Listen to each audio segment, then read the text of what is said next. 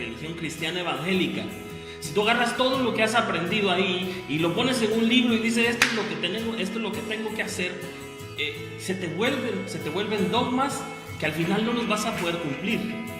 Por eso es mejor ir mandamiento tras mandamiento, la forma en la que Dios, porque dice, el que quiere ser juzgado por la ley, pues va a ser juzgado por la ley. Y el que quiera ser juzgado por la gracia, va a ser juzgado por la gracia. Porque yo te digo algo que no se escucha en las congregaciones, y es que siempre gracia siempre ha habido. Desde que el hombre fue creado, tuvo que haber gracia. Porque el hombre jamás, y esto quiero que me lo escuches bien, jamás se ha merecido ni medio centavo de Dios, porque el ser humano es ruin. Esta carne no puede agradar a Dios. Por eso dice la Biblia que carne y sangre no heredarán, porque esta carne jamás puede agradar a Dios. Tú no puedes jamás puedes agradar a Dios con esta carne, siendo la persona que eres. Tienes que ser la persona que Dios quiere que seas para que puedas ser agradable. Por eso dice la palabra de Dios, y aquí sí voy a ir a Proverbios, dice, cuando los caminos del hombre, oye bien, oye, oh Israel, cuando los caminos del hombre son agradables al Señor, aún a sus enemigos hace estar en paz con él. Tremendo, mi hermano. Porque cualquiera dice, yo tengo tribulación, yo tengo mis enemigos que se levantan contra mí.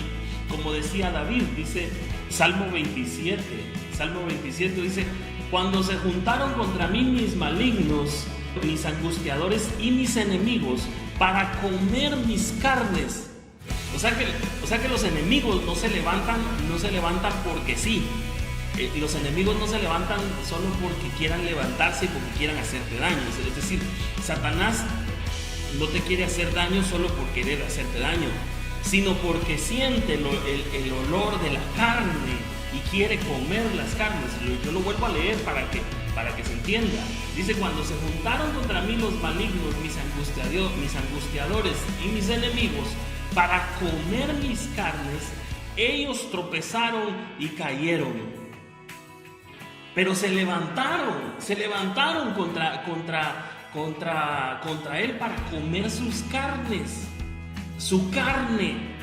Y nosotros como hijos de Dios estamos llenos de carne mientras que estemos en este cuerpo. Toca tus manos, siéntete, mientras que estés en esta carne vas a tener las debilidades de esta carne. Y Dios dice que entiende y conoce la debilidad, conoce la condición humana.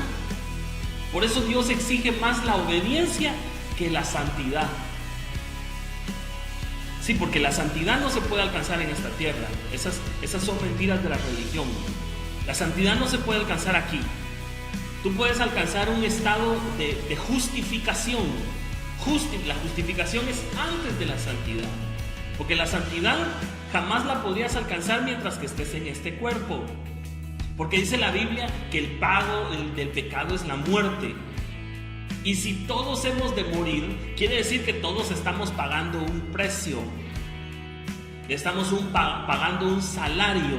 Porque dice, la paga, el salario del pecado es la muerte. Entonces todos estamos pagando la muerte. Entonces jamás podríamos nosotros agradar a Dios con esta carne. Por eso nosotros Dios se agrada de las obras del Espíritu que están depositadas, que es el Espíritu está depositado en esta casa, porque nosotros somos una casa. Y el Espíritu es el único que agrada a Dios desde adentro. Por eso dice que son ríos de agua viva que brotan de adentro para afuera. No es lo que contamina al hombre, no es lo que entra, sino lo que sale del corazón. Entonces jamás podríamos agradar a Dios en esta carne. Entonces alguien quiere agradar a Dios, tiene que hacer obras del Espíritu, vivir por el Espíritu, no vivir por la carne. Pero eso es bien difícil.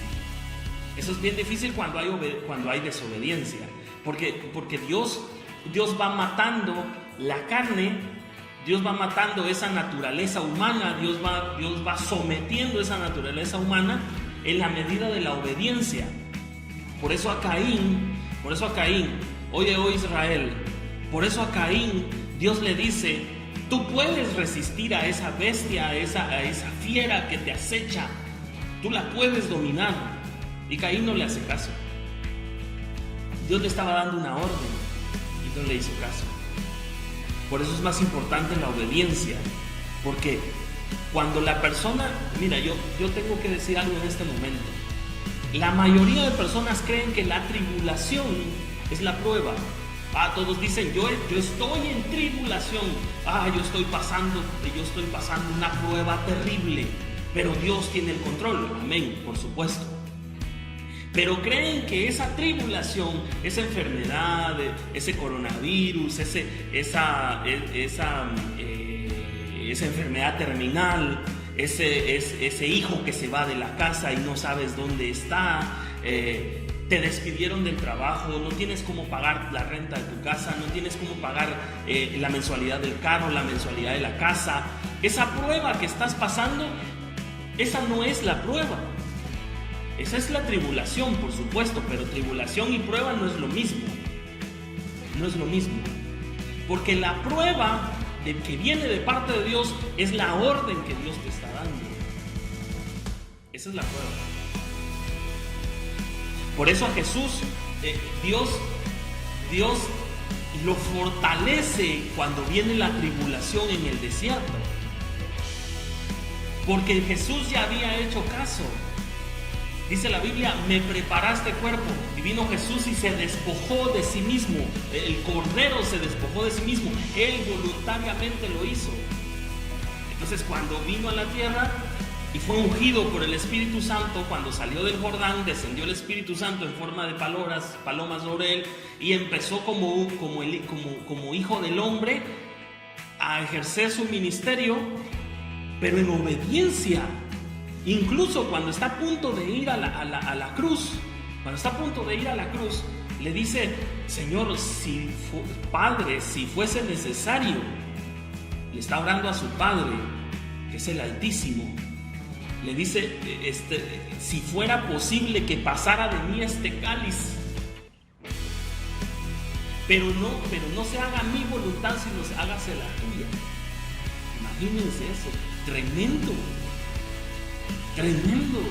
Porque su naturaleza humana no quería ser flagelado, no quería ser insultado, no quería ser abofeteado. Sin embargo, fue obediente hasta cumplir lo que Dios lo había mandado hacer. Por eso la obediencia es primero. Tú tienes un pecado que no has podido dejar. Tú tienes una debilidad que no has podido dejar. ¿Sabes quién tenía también esa debilidad? Pablo. Y no te lo estoy poniendo como ejemplo porque sea San Pablo. Porque los discípulos y los apóstoles de Jesús eran, sin el Espíritu Santo, y sin Jesús y sin el Espíritu Santo, eran como cualquier humano. Eran como cualquiera de nosotros. Incluso peores. Yo les aseguro que algunos, quizás de los que me están oyendo, no se animarían a sacar una espada y cortarle la oreja a otra persona. Pedro sí lo hizo. No se animarían a ser testigos de un asesinato como Pablo lo hizo cuando perseguía a la iglesia. Pero ellos sí lo hicieron. Pero con el Espíritu Santo. Y entonces Pablo, así como quizás tú o yo pasé, no podíamos dejar un pecado en específico. Pablo tampoco podía dejarlo. Y le dice que 3 veces he rogado, dice Pablo, 3 veces he rogado a Dios que me quite este aguijón. Dice aguijón porque era un pecado naturalmente, porque después, más adelante, dice que el aguijón en la carne es el pecado. Ahí está certificado para que ustedes lo puedan buscar. Entonces era un pecado que Pablo tenía, y él decía, yo 3 veces he rogado al Señor que me lo quite, y Él me ha dicho: no, bástate mi gracia, porque mi poder se perfecciona en tu debilidad. Le estaba diciendo: estad quieto, tranquilo, descansa en la obediencia,